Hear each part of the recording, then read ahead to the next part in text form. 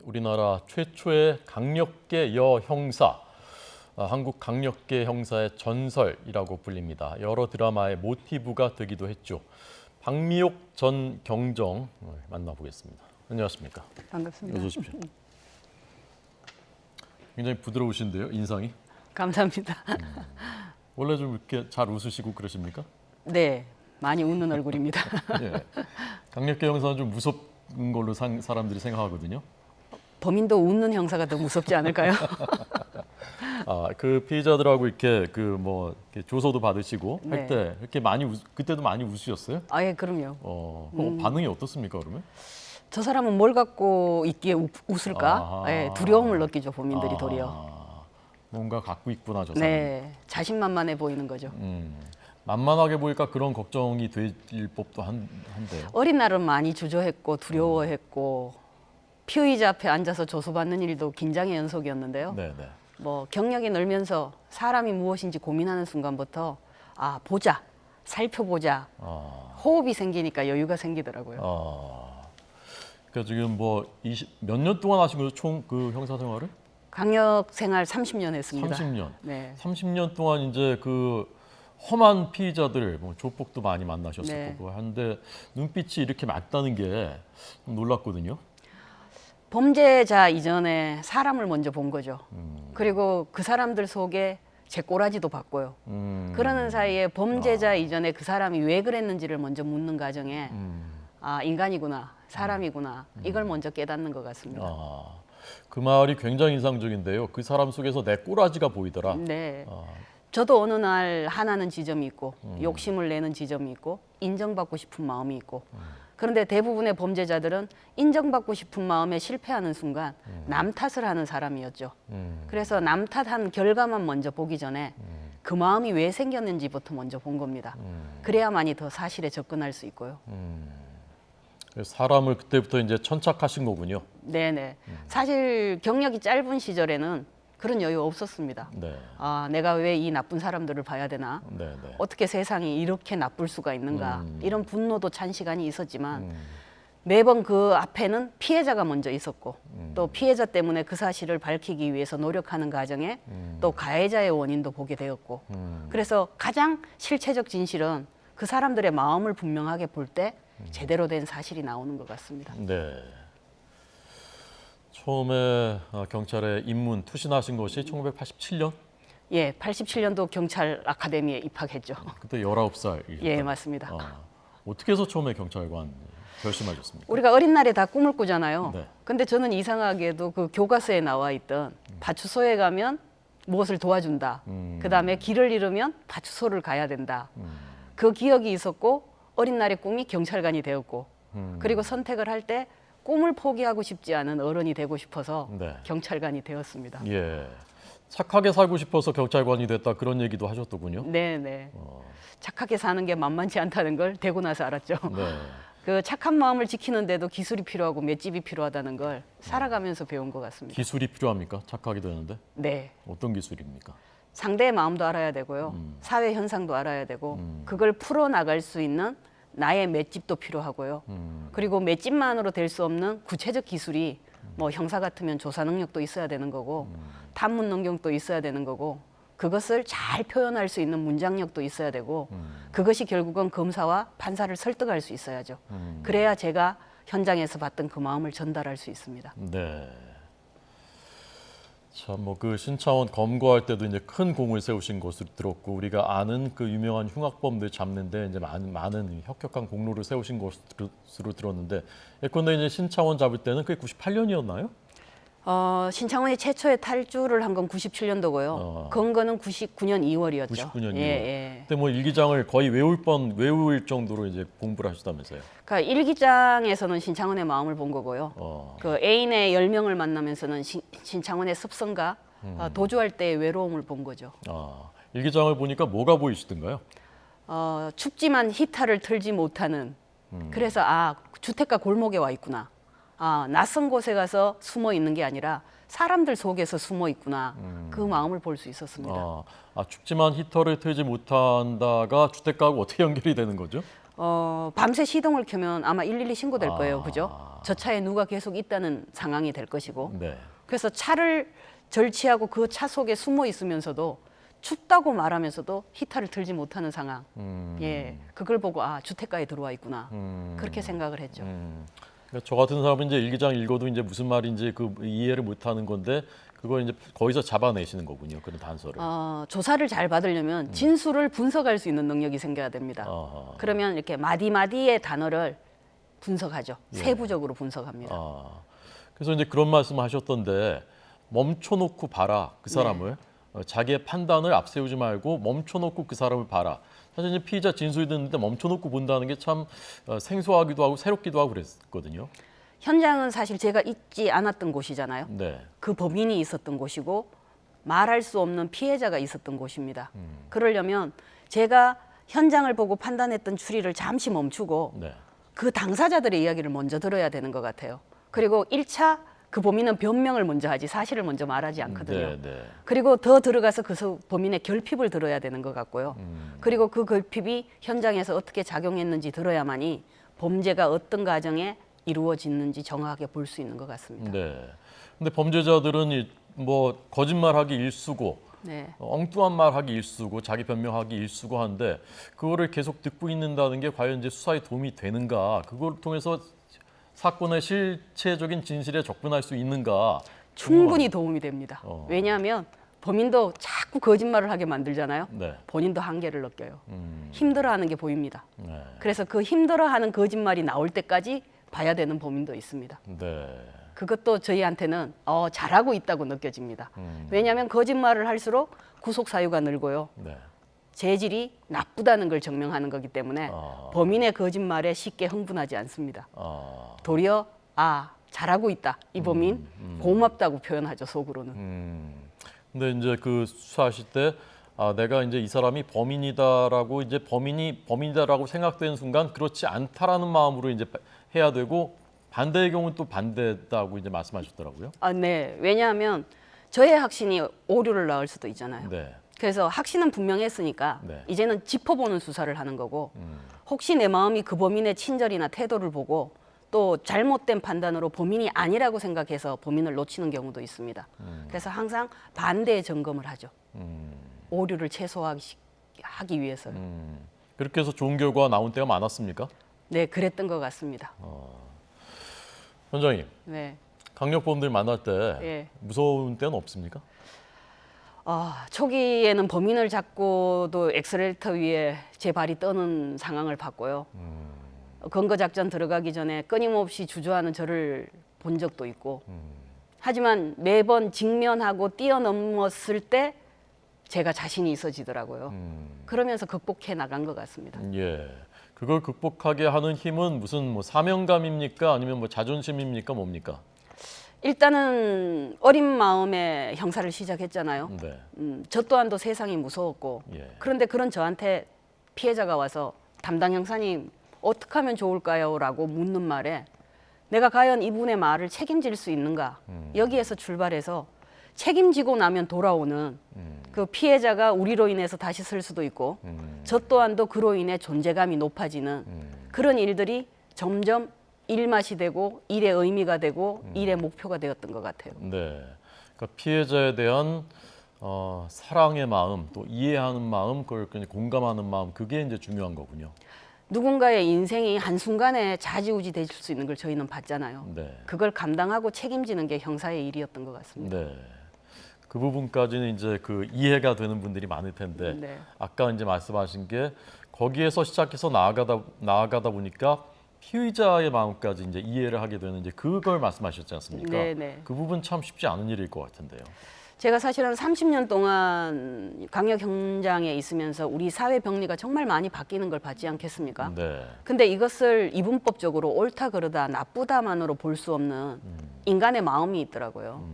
그래서 그 인간의 마음이랑 얘기하는 순간에 그 범인한테 더 솔직한 그리고 그거조차 피해자를 보호하는 방법입니다. 범인한테 최대한 많은 이야기를 들어줘야만이 피해자분이 재판에 가서도 상황에 대해서도 논란이 덜하죠. 그래서 범인의 말을 듣기 시작한 것도 피해자 때문이었는데 네. 듣다 보니 그 범인도 공감하고 그 범인도 인정하게 되는 상황까지 가는 게 진정한 조소였습니다. 그래서 이제 형사 생활하시면서 사람을 함부로 대하지 않은 것을 굉장히 다행으로 생각한다라는 말씀하셨더군요. 네네. 저로 인해서 누군가 억울해지면 정말 힘들 것 같지 않습니까? 네. 예. 근데 그런 이제 구체적인 경험을 하신 적이 있습니까? 피의자였는데 아니면 범인이었는데 나중에 이 사람이 달라졌다라든지 그런 걸 보신 적 있습니까? 모든 목격자가 어느 한 사람을 범인으로 지목했고 6명의 진술 조서가 있는 사건을 제가 조서를 받았는데요. 네. 범인은 끝까지 아니라고 했습니다. 그래서 제가 거짓말 검사를 3번에 걸쳐 하고 네. 이 사람의 진실을 한번 믿어보자라고 하는 과정 중에 진범이 잡혔습니다. 제가 만일에 초기에 그 목격자 조서 6개를 가지고 이 범인을 구속하는 방향으로 했다면 네. 아마 이 범인이 1심 재판 받을 때쯤 진범이 잡혔을 겁니다. 그러면 오늘 저는 이 자리에 없겠죠. 네. 사람에 대해서 이제 그때부터 이제 고민을 하셨고 사람에 대해서 좀 더 알기 위해서 이제 심리학도 공부하셨다라고 네. 들었는데 이렇게 해보시니까 30년 동안 겪어보시니까 사람은 계도될 수가 있는 존재인 것 같습니까? 스스로 자각해야 되겠죠. 누군가 타인이 고쳐주는 게 아니라 네. 제가 심리학을 공부하든 법의학을 공부한 이유도 경험치에 의해서 판단하기보다 지식이 있으면 더 보이고요. 지식만으로 해결할 수 없는 사람의 마음이 있었습니다. 그러면 그 마음은 지켜보고 기다려줄 때 그 사람이 자극받는 거지 타인이 고치는 문제는 아닌 것 같습니다. 네. 제일 기억에 남는 사건은 어떤 겁니까? 가장 최근에 이제 드리는 이야기 중에 하나가 부부가 왜 그 긴 세월 살면서 죽여야 할까? 예. 40몇 방이 있었던 현장이었는데요. 마지막 2방이 죽은 지도 12시간 지나서 찌른 현장이었습니다. 그래서 제가 담당 형사 보고 이게 무엇인지 반드시 알아야 된다. 우리는 이 2방이. 네, 네. 그리고 비록 자살로 공소권 없이 끝나는 사건이지만 그 가족에게 메시지가 있어야 된다. 결론은 자기 확신이었습니다. 가족과 사랑하고 살면서도 왜 우리는 내 주장을 하느라 자기가 옳다는 이야기 때문에 타인을 인정하지 못하는 제가 사실은 어찌 보면 책을 쓴 이유도 그것입니다. 그것을 나누고 싶고 그 이야기를 공론화하고 싶고 그 이야기를 한 사람 한 사람이 생각하게 하고 싶은 게 제 생각입니다. 네. 책 제목이 형사 박미옥이더군요. 저기 네. 저 사진은 옛날에 직접 찍으신 그 사진인 거죠? 서울청 홍보실에서 30년 전에 찍은 사진입니다. 네. 저의 24, 5살 때 사진인 것 지금 같습니다. 앞쪽 왼쪽이 이제 그 박 예, 반장님이고. 가장 앞쪽에 있는, 예. 네. 약간 연출해서 찍은 거군요, 그러니까. 예, 홍보 컨셉입니다. 네. 그때 예스 마담이 유행했습니다. 영화. 아하. 예, 그 예스 마담 영화의 포스터를 아마 흉내낸 컨셉 같습니다. 네. 책이 이렇게 많은 분들이 지금 찾고 있다고 들었는데 아주 구체적인 사건 얘기보다는 이제 지금 말씀하신 것도 이제 그런 것들인데 네. 좀 본질 속으로 들어가는 그런 얘기를 많이 하셨다고요. 사건의 전체적인 스토리는 없고요. 네. 제가 피해자 앞에, 범인 앞에, 상황 앞에 멈춘 이야기. 범인의 한마디 때문에, 피해자의 한마디 때문에 제가 다시 생각하고 다시 짚어본 이야기들. 그래서 어찌 보면 사람 앞에 주저하고 삶 앞에 책임져 주기 위해서 고민했던 이야기들을 쓴 것 같습니다. 네. 피해자의 한마디 때문에 멈췄던 그런 그 지금 또 사례 혹시 기억나시는 거 있으면 좀. 아주 어린 날에 네. 그 바람을 피운 아주머님이 속칭 제비라는 공갈범한테 협박당하는 사건을 할 때는 어린 마음에 내가 왜 그 사람을 도와줘야 되는지 이해할 수 없었습니다. 그리고 또 여전히 그 마음으로 그 피해자의 조서를 받으러 갔는데 네. 그분이 피해 진술을 하기 전에 형사님은 모르시겠지만이라고 말하는 거예요. 네, 네. 그 말에 제가 정말 이 사람의 마음을 모르는구나. 이 사람이 왜 이랬는지 생각도 하기 전에 나는 이미 도덕적으로 나쁜 사람이라고 결론 짓고 있구나. 그래서 그 마음을 듣기로 했죠. 네. 그리고 왜 외로우셨는지, 왜 그랬었는지를 가지고 정말 그 가정이 지켜질 수 있도록 최선을 다해서 수사한 경험이 있습니다. 네. 말씀을 들으면서 이제 느껴지는 게 강력계 형사보다는 프로파일러 같은 그런 느낌이네요. 하다 보니요 자꾸 사람의 마음이 보이고 현장에 가면 왜 이 범죄를 했는지 읽는 사이에 어쩔 수 없이 자꾸 사람의 마음이 생각이 드는 것 같습니다. 네. 치열하게 고민하셨지만 또 현장에서는 현장을 10시간 동안 제가 듣기로 10시간 동안 화장실도 안 가고 그 진술 조서를 받으신 적도 신문을 하셨다는 얘기도 들었고 또 현장에서 날밤을 새우는 일도 다반사였을 것 아닙니까? 10시간 이상 조사를 받았던 그 사건은 그 욕조에서 발견된 만사간의 살해 의사 사건인데요. 네. 피해자는 죽고 말이었고 범인은 나는 그러지 않았다라고 부인하는 상태라서 예. 질문만으로 유죄를 내려야 됐던 사건입니다. 그래서 제가 나름대로는 형사 선배로서 책임져 준 사건이다. 말하지 않는 범인을 놓고도 유죄를 받게 한 사건이다 하는 사건인데요. 그러다 보니까 10시간 이상의 조소가 필요했습니다. 네. 질문만으로 하는 사실관계. 예. 근데 질문 계속 했는데 상대는 답을 안 하거나 거짓말하거나 그러면 어떻게 되는 겁니까? 끊임없이 그것에서 객관적인 질문이 되려고 노력해야 되고요. 네. 저의 어떤 오판도 질문에 들어가서는 안 되고요. 네. 하지만 법의학적, 법과학적 증거를 가지고 순서 있게 체계적으로 판사를 설득하는 마음으로 조서를 받아야 됩니다. 그럼 사전 준비를 철저하게 해야 되는 겁니까? 네, 맞습니다. 질문 전문가로서 지금 저의 질문 어떻습니까? 굉장히 솔직히 인간적이세요. 그리고 이것도 현장이구나를 깨닫고 있습니다. 네. 예. 그다지 뭐 인상적이지는 않은 것 같은 느낌인데요. 아닙니다. 그 앵커님의 그 책에서 봤던 외줄 타는 느낌이라는 말이 예. 이 방송 1, 2분 1, 2초에 있다는 걸 지금 느끼고 있습니다. 네. 요즘은 그림 그리신다면서요? 사실은 그림을 그리게 돼서 그린 게 아니고요. 예. 글을 쓰려고 하다 보니까 수사 결과 보고밖에 안 나와서 그때 이제 누군가가 그림을 그릴 수 있도록 해줬고 네. 제가 그림을 그려보니까 지금까지 느끼지 못한 물감의 질감 그리고 무엇을 본 것에 대해서 표현하는 것에 대한 것을 새로 경험하면서 예. 새로운 경험이 되어줬고 지금 사우팅하는 중입니다. 그림으로. 그림으로 외치신다는 겁니까? 네, 저를 표현하고 있는 것 같습니다. 어, 나무를 그리거나 폭풍 속에 들어가는 저를 그리거나 예. 그다음에 제주도 돌집에서 공간을 만드는 일이거나 네. 이런 일들이 어쩔 수 없이 제가 녹아내릴 수밖에 없는 네. 그림 같습니다. 예. 지금 주로 제주도에 머물고 계신 거죠? 네네. 뭐 서재도 있고 사람들 맞아들이시고 한다면서요? 예, 뭐 많은 분들이 퇴직을 하면 쉰다 이렇게 표현하는데요. 네. 저는 제2의 인생을 시작하기 위해서 예. 사실은 이제 퇴직을 했고 거기에 책방이라는 공간이 소통의 공간으로 필요해서 그 공간을 만들고 있고 그리고 그 공간에서 사람들을 만나고 있습니다. 네. 그 과정에 제 마음의 근육도 필요하고 저도 정리할 필요가 있어서 책을 쓰게 된 것입니다. 네. 강력계 형사로 생활하실 때하고 지금하고 비교하면 어떻습니까? 강력계 현장은 범인이 제 스케줄을 잡았고요. 지금 저는 오롯이 제가 저의 삶을 주관하고 있습니다. 네. 좀 더 만족도는 높아지신 겁니까? 젊은 날은 그렇게 또 가열차게 살아볼 필요가 있고요. 지금 이 시간은 제 자신으로서 사는 시간을 충분히 살아볼 필요가 있다라는 생각이 들어서요. 네. 앞서도 만족했고 지금도 계속 만족하기 위해서 노력하고 있습니다. 네. 현장에서 사람 공부를 하시고 네. 사람 중에서도 정말 이제 아주 극단적인 군상들이지 않습니까? 피의자 또는 그 험한 일을 겪은 피해자들 직접 이제 만나보시고 사람 공부를 계속 해보시니까 알면 알수록 사람이란 어떤 존재인 것 같습니까? 사실 성성설, 성악설로 묻는 질문들이 많았습니다. 네, 네. 그러면 저는 제 속에 성과 악이 다 있다. 맞습니다. 그런데 어떤 왜곡과 암시가 일어서 내가 그런 존재가 되는지를 살펴야 되고 직면해야 된다. 그리고 그 다음 중요한 게 인격과 도덕적 문제 이전에 병리적 문제가 있다는 것도 인정해야 된다. 그래서 저는 사회 병리에 대해서 형사로서 관심이 많습니다. 그 사회병리 얘기하시니까 최근에 이제 그 정유정 사건. 네네. 그래서 이 사람이 이제 사이코패스면 이게 병인가? 그러면 누구의 책임인가? 이게 환경의 책임인가? 그래도 개인의 책임인가? 많은 고민들을 하게 만들지 않습니까? 어떻게 생각하십니까?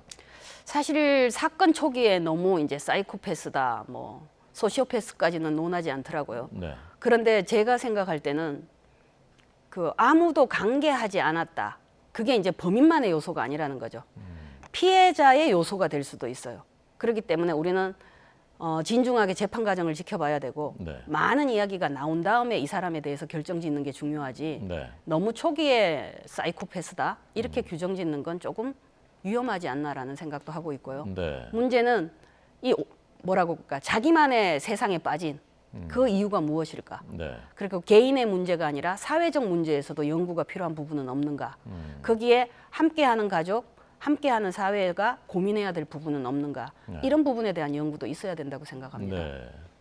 형사라는 것은 사실 사건의 첫 부분을 담당하는 과정이지 않습니까? 그게 이제 검찰로 넘어가서 기소하고 재판까지의 오랜 과정을 이제 다 지켜봐야 되는데 그 사실 이제 앞부분만 그 보시고서 어찌 보면 이제 판단을 하셔야 되는 건데 그런 딜레마가 좀 있으셨을 것 같은데요. 그래서 매우 조심하는 부분 중에 하나가 조심할 수 있게 도와주는 부분이 판례입니다.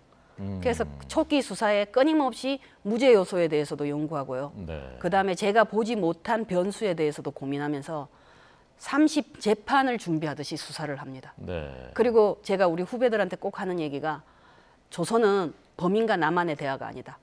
판사와 함께 하는 대화라고 얘기를 합니다. 이 방송 인터뷰하고도 이제 비슷한 점이 있다고 저 느낍니다. 지금 저와 이제 관장님이 얘기를 하고 있지만 사실은 시청자들이 함께 대화를 하고 계시는 거거든요. 시청자들 위해서 대화하는 것이기도 하고요. 자, 오늘 박미옥 반장님을 이렇게 만나보고 있습니다. 아까 이제 그 MZ 세대들, 네. 이 젊은 세대들에 대해서 잠깐 말씀하셨는데 혹시 지금의 이제 젊은 세대들 보시면은 치열하게 삶을 살아오신 분으로서 선배로서 좀 해주고 싶은 얘기나 그런 것이 혹시 있었습니까?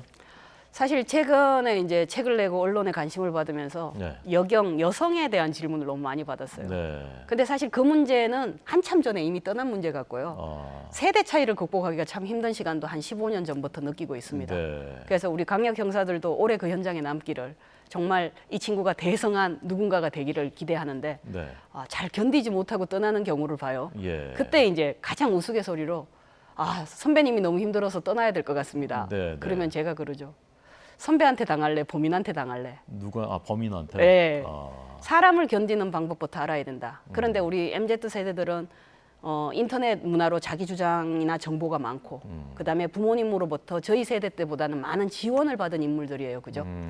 스스로 살아가는데 힘이 생기기를 스스로 자신을 만들어가는데 힘이 생기기를 그 과정에 선배에게 물어볼 일이 있으면 소주 한 잔 하러 오기를 그러면서 지속 가능하게 확장성 있게 크는 우리 친구들이 되어줬으면 좋겠다는 바람이 있습니다. 진짜 체력은 이골이다라는 네. 말씀하셨던데 일맥상통하는 얘기입니까? 네, 맞습니다. 이게 몇 시에 일어나고 몇 시에 자는 것만으로 세상이 대처가 되지 않더라고요. 네. 밤 2시에 들어가서도 새벽 4시에 나와서 사건을 해야 되는 곳이 현장이었습니다. 그래서 저의 이골은 제 현장을 감당할 수 있는 체력. 그게 이골이라고 생각하거든요. 네. 사실은 우리 MZ 세대들에게 꼭 하고 싶은 얘기가 예. 그 이골이 생겨야 결국은 자신으로 산다. 그 얘기를 꼭 하고 싶네요. 네. 이골이 난다고 하지 않습니까? 네. 이골이 날리면 어느 정도 자기 인고하면 그 이골이 납니까? 정확하게 말할 수 있을까요? 끊임없는 숙제 같습니다. 왜냐하면 사회는 빠르게 바뀌고 있고요. 네. 제 앞에 나와 있는 현상은 항상 새로운 현상들이 와 있죠. 네. 거기에 나로서 꿋꿋하게 살아가는 밀당을 끊임없이 하는 게 그냥 삶이지 않을까 싶습니다. 네. 오늘 사실 박미옥 반장이 만난다고 이제 했을 때 저도 그렇고 시청자 여러분들도 그렇고 사건 전문가, 수사 전문가하고 이제 그런 얘기들 나누겠구나라고 이제 기대하셨을 텐데 그 기대와는 약간 다르게 이제 사람 얘기를 많이 했습니다. 네. 뭐 저는 이제 만족하고요. 다만 그래도 이제 시청자 여러분들이 또 궁금해하셨던 것도 있으니까 이미 이제 좀 알려진 에피소드이긴 합니다만은 신창원한테 90도로 인사받으셨다는 얘기, 그 얘기 좀 해주십시오. 사실 이제 AS 기사에 의해서 순천에서 근거되었지만 네네. 그 뒤에 현장을 끌고 수사를 끌어온 사람들도 많지 않겠습니까? 네, 그죠? 네. 그때 이제 제가 만난 티켓다방의 아가씨들 그리고 그 아가씨들을 통해서 미용실이나 기타 등등을 수사할 때 네. 그 범인에 대해서 추적하지만 두려웠던 마음이 있었습니다. 근데 다행히 고맙게도 강도 강간 사건을 밝혔습니다. 숨겨진 그 사건을 수사하러 이제 신창원을 만나러 갔죠. 부산교도소 깊숙이. 근데 그 친구가 웬만하면 남자 교도소에 웬 여잔가 하고 해야 되는데 네네. 벌떡 일어나서 저한테 인사를 하는 거예요. 그래갖고는 저 아세요? 라고 했더니 미용실 잡지에서 봤습니다. 하지만 그 순간 저는 등골이 사늘했죠. 왜요? 만일 그 티켓다방을 돌고 미용실을 돌면서 신창원을 마주쳤다면 네. 내가 과연 이 사람을 알아봤을까? 그리고 과연 이 사람을 잡을 수 있었을까? 네네. 예, 저는 사실 아찔한 순간이었습니다. 그러니까 잡겠다는 그 일념이 굉장히 강하셨었던 때군요, 그 당시가. 네, 왜냐하면 시골 티켓다방을 돌면서 나는 여기서 누군가를 탐문하고 있는데 저 끝 골목에서 신창원이가 도주하고 있지 않을까 네. 이런 두려움도 느껴봤고요. 예. 그다음에 낚시터를 수색하면서 후레쉬를 들고 수색을 하지만 예. 뒷골이나 이 뒤통수는 무엇에 내리 맞을 것 같은 두려움도 많이 느꼈던 것 같습니다. 네. 그 당시가 이제 30대 초반이셨을 텐데 네. 그때 만약에 이제 그런 그 신창원은 막다른 골목에서 마주쳤다 단둘이 그런데 뭐 예컨대 뭐 흉기를 들고 있을 수도 있고 그러면 어떻게 행동을 하실 겁니까? 신창원과 마주치면 어떻게 할 것인가에서 시뮬레이션은 이 사람은 굉장히 발 빠른 사람이다. 재치가 있는 사람이다. 이런 생각이 있었거든요. 네. 그랬을 때 이제 속도로 한 칼에 제압하는 부분을 항상 생각했던 것 같아요. 그래서 늘상 이렇게 수갑을 빨리 채우는 연습을 그리고 수갑에 초를 치죠. 이렇게 빡빡하지 않도록. 그래서 이제 각도를 항상 생각하면서 여성과 남성이 합하면 힘으로 힘들 때가 있어요, 그죠? 네. 그래서 속도와 기술로 제압하는 부분을 항상 시뮬레이션 했던 것 같습니다. 네, 알겠습니다. 오늘 사람 전문가 박미옥 반장님 만나서 반가웠고요. 혹시 꼭 하고 싶었는데 못한 얘기 제가 안 물어본 얘기 있으면은 이렇게 기회를 드리고 아니면 그냥 끝내겠습니다. 아닙니다. 오늘 사람 얘기 많이 해줄 수 있어서 감사합니다. 네, 알겠습니다. 앞으로도 사람 연구 많이 해주시고 더 좋은 사람들 많이 만들어내는데 좀 기여해 주셨으면 좋겠습니다. 고맙습니다. 감사합니다.